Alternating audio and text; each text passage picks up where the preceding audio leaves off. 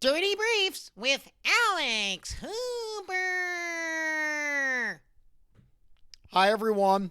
It's me. I'm back. Alex Hooper here with another Dirty Brief. And this one is going to be super fun because, as many of you know, I was in the hospital for 33 days. I'm not going to say exactly why, but it was related to me having stage 3 Hodgkin's lymphoma. And it was a horrible time. But even worse, now I have to face a mountain of medical bills. Luckily, I do have health insurance. And guys, I cannot tell you how important it is. For so many years, I didn't have health insurance because I would always think, well, I'm young. I'm not fragile. I'm invincible. I can do anything I want to do. But now I'm in my upper 30s, and that is not exactly the case. My mom always used to say, what if something happens to you? And I would challenge her back and say, what if something great happens to me? Did you ever think about that, Mom? Instead of thinking about the negative, let's focus on the positive. But something terrible did happen to me, stage 3 Hodgkin's lymphoma, and then ending up in the hospital for 33 days. And now the bills are starting to roll in. And man, am I happy I have health insurance because they charge you for everything, literally everything. The wheelchair that I had to take home, a prosthetic leg that I don't even need, every single inch of gauze, every ice pack. They charge you for all of it. And it gets really, really expensive. Luckily, my sister-in-law and my wife convinced me to do a GoFundMe, which I was very against in the beginning. I don't like the idea. I never liked the idea of a GoFundMe because I felt that it was showing that I was needy and I like to take care of things on my own. And a GoFundMe is the ultimate way of asking for help. And I'm not always good at asking for help, but they convinced me. They said when a member of a community needs assistance, the other members of the community step up. And I am very fortunate that over the past 14 years in LA, I have built up an amazing network of people, and they truly did step up to help me pay my medical bills.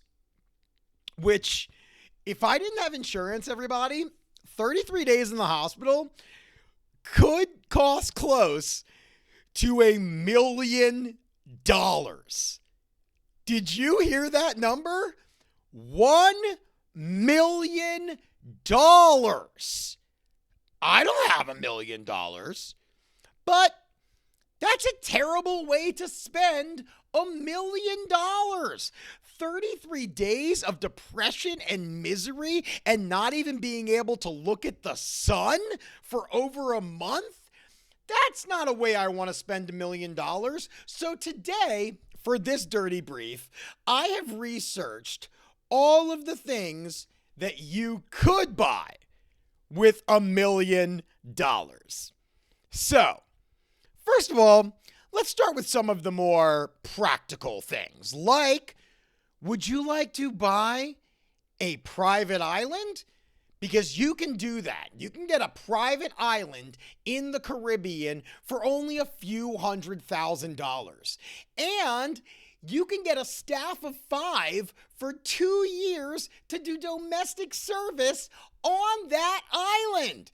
$180,000 for a supervisory butler, $70,000 for a valet, which you could use for your boat, obviously, $80,000 for a private chef, and $150,000 for a personal secretary, $80,000 for a housekeeper. You could have all of that for 2 years, essentially. Well, you could have the island and that for a year, or you could just have the domestic service in your house that you have now for 2 years.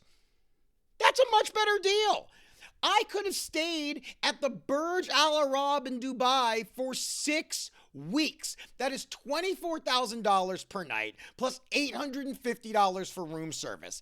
That's probably a lot better than the accommodations I had at Hollywood Presbyterian, where I was eating powdered mashed potatoes 3 times a day and getting woken up every morning, not by getting a blowjob or a massage, but by getting blood work done. Needles sticking all over my body.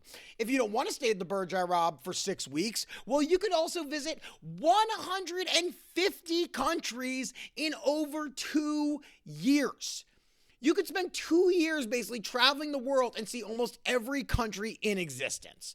But look, you could buy all those things, but that's kind of a waste of the money. That's not a waste, but it's very selfish to think that way. And let's think about philanthropy, because obviously $1 million can do a lot.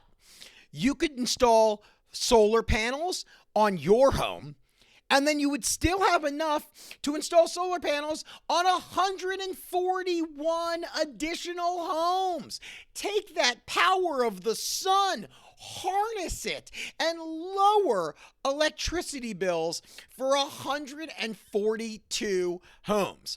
Or you could be completely selfish and build an Olympic-sized swimming pool. Do you have the room for it? Well, you could do it for $1 million, but that's not very philanthropic. I'll tell you what is philanthropic: building 76 schools in Cambodia. 76 schools. That's what could have happened instead of me spending a month in the hospital laying on my back and crying. Or maybe you want to buy water pumps for clean water for villages. And how many villages do you think you could buy clean water pumps for? 1,782. $1 million could put clean water in almost 2,000 villages. Do you know what those kids would do? They would drink it. They would bathe in it. They would let it wash down upon their dirty feet. What a life. Suck up that H2O. You want to keep being philanthropic? Well, listen to this.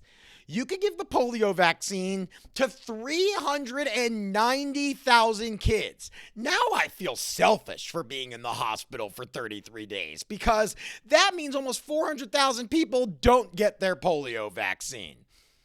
You want to provide school supplies for those kids? Well, get this. You can provide school supplies for 141,342 children. Yeah, think about the amount of pencils and compasses and things like that they could have. Notebooks, trapper keepers. Remember, trapper keepers? You could have all of those things. Or you could give 6,667 sheep to farmers, meaning access to vital income so they can feed their families. Yeah, almost 7,000 sheep. I didn't know what the price of a sheep costs, but now I do. And I learned that the amount of time I spent in the hospital could have provided 6,600 sheep. Wow. Think about all those sweaters. Think about all that mutton. There are so many things that would be better spent with $1 million. What would you do with $1 million? Put it in the comments. Make sure you subscribe to Dirty Briefs. And obviously, follow me on Instagram or YouTube, wherever you are. Subscribe to this podcast. Instagram at Hooper Hairpuff, YouTube at Crave Comedy. And of course, go spend that $1 million however you want. If you want to buy kilos of cocaine or 20 bottles of the most expensive Dom Perignon, go do it. If you want to lay in a bed while prostitutes give you foot massages for 6 weeks, do it. I don't care. Or save the world. What are you going to do? I'll tell you what I'm going to do. not go back to the hospital. Thanks for tuning in, everybody. This has been another Dirty Brief.